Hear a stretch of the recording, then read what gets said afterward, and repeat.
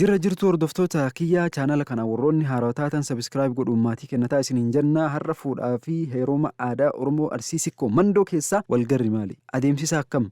Waan kana waa gabaabsee isinitti hima. Walgara jechuun akkuma maqaa isaa irraa hubatamutti warroonni gosa adda addaa ta'an obboleettiin isa tokkoo fi isiin takka ammoo obboleessaniitii obboleessa isaatti heerumti.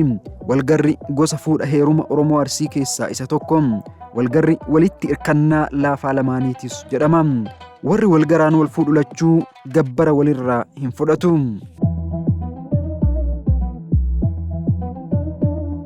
Inni biraa irra dhaaba. Irra dhaaba jechuun yeroo durii geggeeffamaa kan ture yoo ta'u akkaataan inni itti geggeeffamus akkana.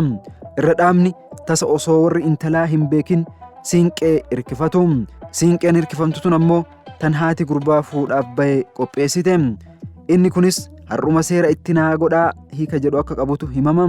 Manguddoon yookiin hayyuun bahaa baasee shananoo guuttatee dhaqee anas ciisee abdiif qe'ee teessan ciisee ilma keetiin deemaa intala tiyyaaf deemaa kallacha baasee deemaa har'uma na qananiisii waan ciiseef argadhu malee asii hin ka'u jechuun akka dubbatutu himama.